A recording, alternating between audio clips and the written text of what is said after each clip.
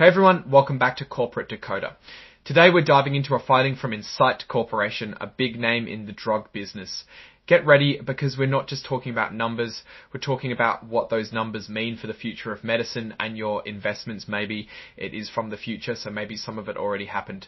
In short, this report reveals some key decisions made at their annual meeting, including changes to their stock plans and how they're compensating their executives. Before we get started, if you like getting straight insights from corporate documents, make sure you're subscribed. We also have a Discord community linked in the description below, so come say hello. This report is all about what happened at INCYTE's annual meeting back in June of 2025. It covers everything from electing directors to approving changes to their employee stock plans. These meetings are kind of a big deal because it is where shareholders get to vote on important stuff. One of the main things they talked about was changes to their stock plans. Specifically, there were updates to the amended and restated 2010 Stock Incentive Plan and the 1997 Employee Stock Purchase Plan. These plans are how INCYTE gives employees a stake in the company, usually through stock options or the ability to buy stock at a discount. When the company changes these plans, it usually means they expect to go up in price. First, the stockholders voted to increase the number of shares available under the stock incentive plan. They added 8,500,000 shares, bringing the total up to 74,953 for future awards and extended the plan's end date by 5 years. Basically, this means they're giving themselves more flexibility to reward employees with stock, which could motivate them to work harder and increase the value of the company. Next, they approved an increase of 1,000 shares for the employee stock purchase plan, raising the total to 11,350,000 shares. This allows employees to buy company stock at a discount, which can be a great benefit. The report also breaks down the results of the voting on each of these proposals.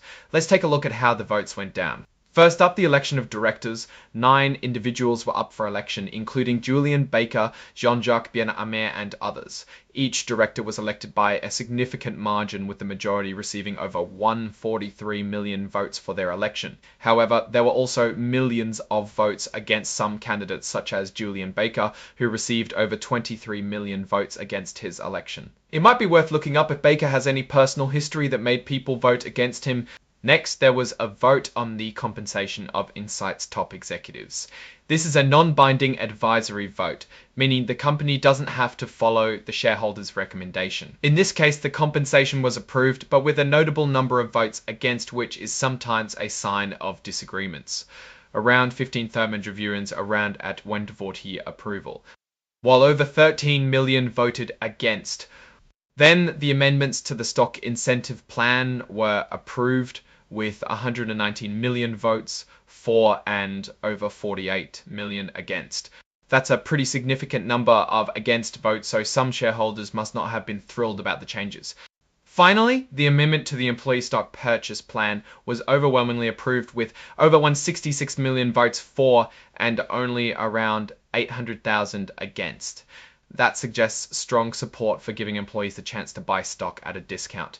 The last vote was about which firm would be the auditor of the company. Shareholders voted to keep Ernst & Young.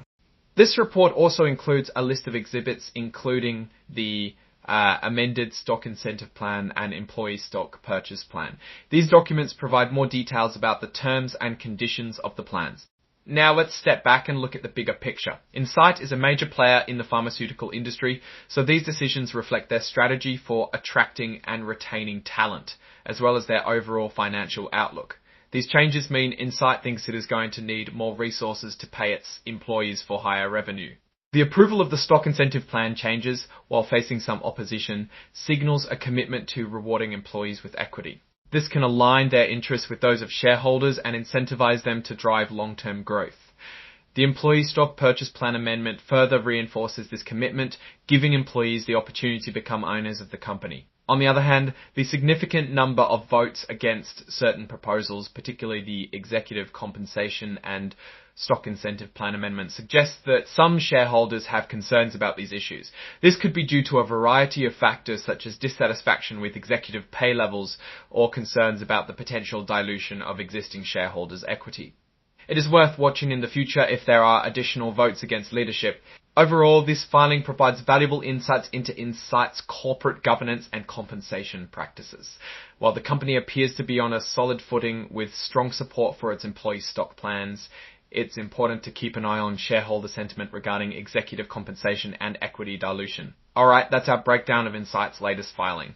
What's your take on these decisions and what they signal for the company's future? Drop your thoughts in the comments. If this analysis was valuable, hitting that like button really helps, and subscribe for more deep dives into the world of corporate filings.